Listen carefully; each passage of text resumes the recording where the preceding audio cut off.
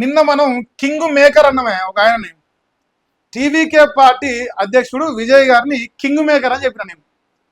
రేపు result counting జరుగుతూ ఉంది. సాయంత్రం వరకు రిజల్ట్ బయటపడిపోతుంది. దాదాపుగా తమిళనాడులో హంగే వస్తుంది.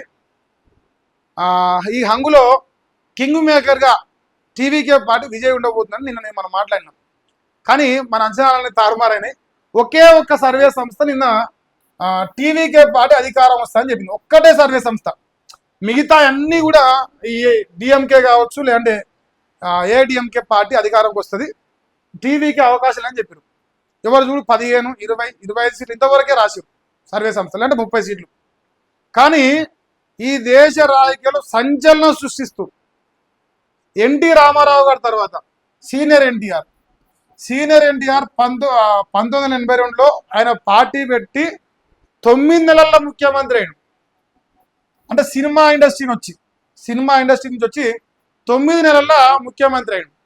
సో విజయ్ గారు అదే కోవలో అతి చిన్న వయసులో, నాకు తెలిసి 40-45 ఉంటాయి ఆయన చూస్తుంటే అనిపిస్తుంది. సో మొత్తానికి 50 బిలోనే అతి చిన్న వయసులో సినిమా ఫీల్డ్లో ఉండగా కూడా రాజకీయాల్లోకి వచ్చి దాదాపు 30 నెలలు అంటారు, 2 సంవత్సరాలు అంటారు.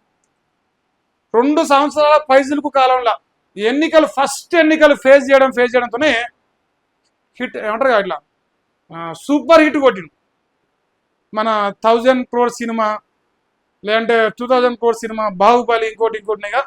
సో అట్లా ఈ రాజకీయ చరిత్రలో మరీ ముఖ్యంగా ఈ సౌత్ రాష్ట్రాల్లో, మేజర్ 5-6 రాష్ట్రాల్లో అసలు ఈ నిన్న ప్రతి మొబైల్ ఓపెన్ చేస్తే, ఏ మొబైల్ అని ఓపెన్ చేయరు మీరు, ఎవరి ఫోన్లో చూసినా స్టేటస్ విజయ్ గారిదే కనిపిస్తూ ఉంది. అంటే కల్మషం లేకుండా ప్రతి ఒక్క రాష్ట్రంలో, అంటే ఎట్లాంటి స్వార్థం లేకుండా, అరే ఈడి గెలిచిన రాజకీయాలకు సంబంధం లేకుండా అందరూ ఆమోదించిన అధికారం లేదంటే విజయం నిన్న విజయ్ సాధించింది. అది నాకు మంచిగా అనిపిస్తుంది. ఆయన గెలిచింది ఒకేత అయితే యావత్ సౌత్ రాష్ట్రాల్లో ఆయన నిన్న స్టేటస్ పెట్టుకొని మనిషి లేడు.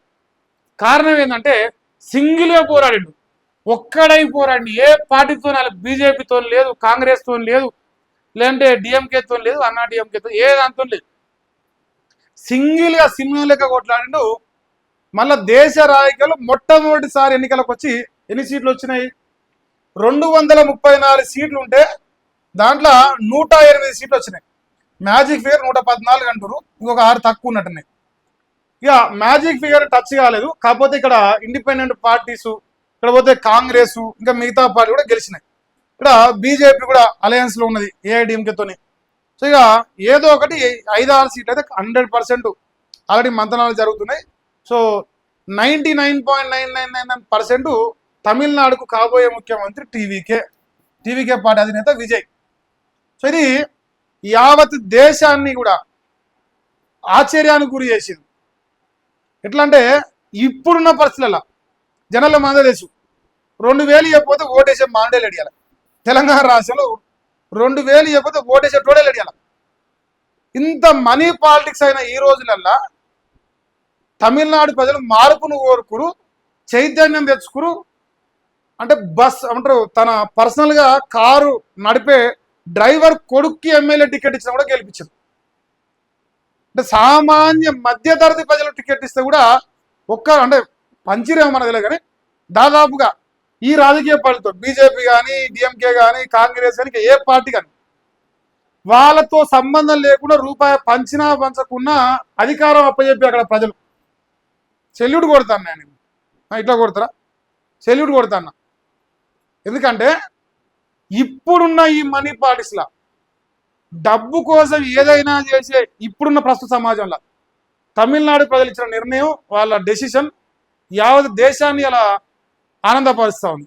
ఈ రోజులలో కూడా ఒక రాజకీయ పార్టీ పెడితే ఇండిపెండెంట్గా ఎన్ని రాజకీయ పార్టీలు ఉన్నా మనం ధర్మంగా ప్రజల కోసం పనిచేస్తే ప్రజలు ఆదరిస్తారని ఒక భరోసాని ఇలా ఎవరైతే కొత్తగా రాజకీయాలకు వస్తారో, ఇలాంటి రాజకీయ పార్టీలు పెడుతురో వాళ్ళందరికీ ఒక ఉత్సాహాన్ని ఇచ్చింది. అలా ఆ రాష్ట్ర ప్రజలు కావచ్చు, లేదంటే టీవీకే పార్టీ అధినేత విజయ్ కావచ్చు, అక్కడ అధికారాన్ని కైవసం చేసుకుని దాదాపుగా ఒక 4-5 సీట్లు తక్కువ ఉన్నాయి.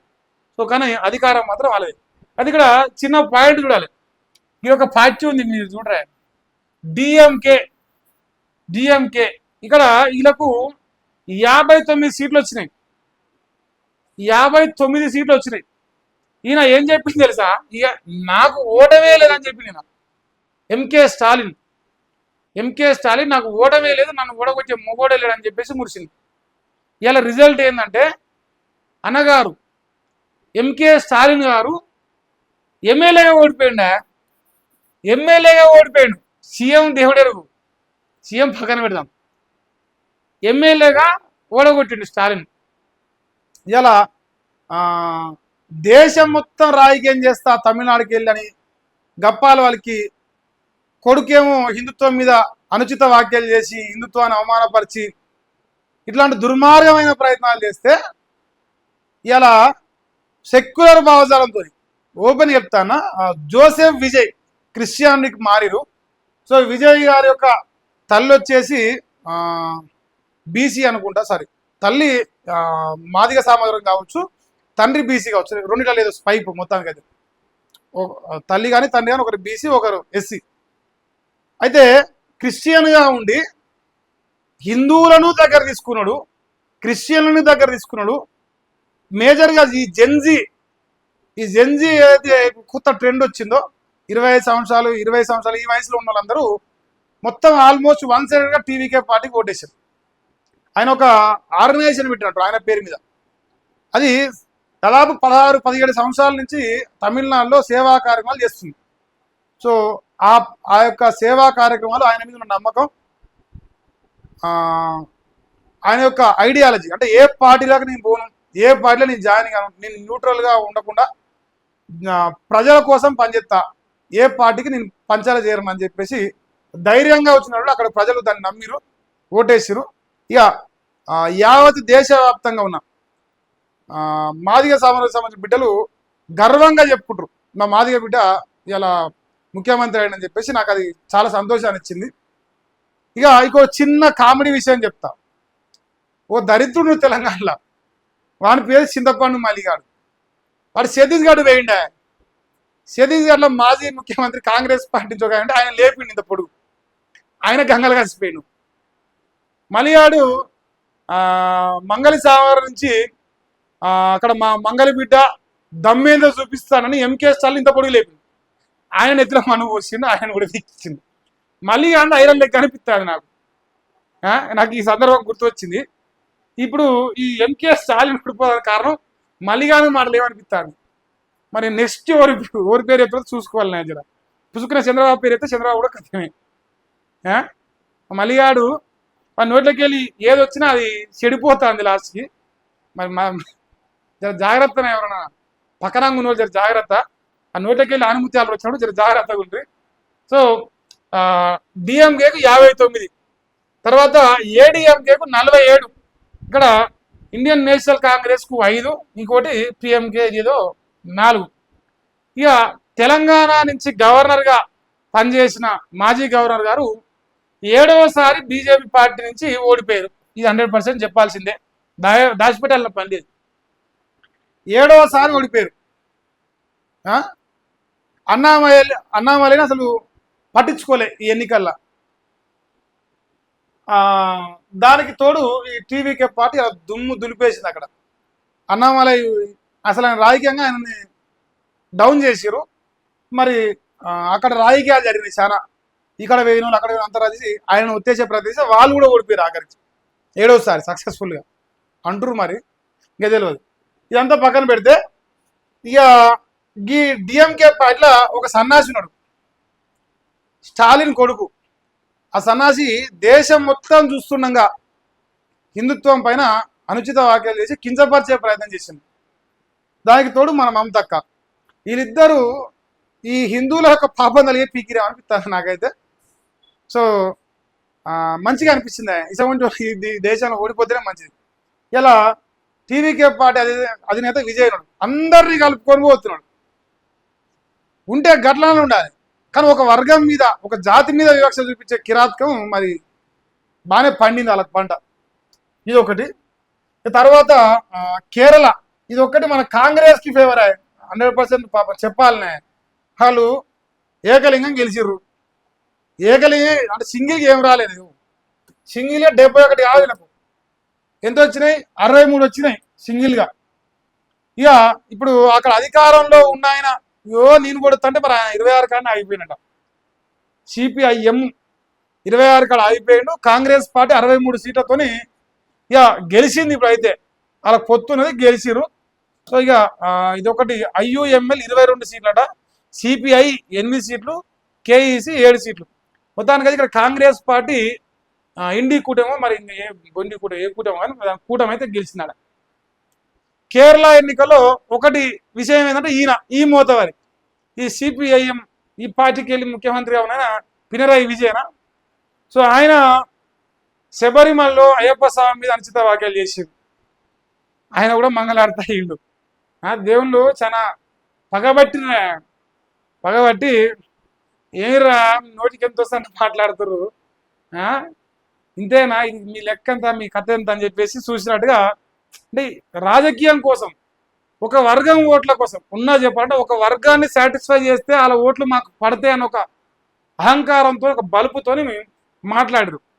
సో మరి దాని రిజల్ట్ కనిపించింది కదా, పీకిండి ఈయన కూడా.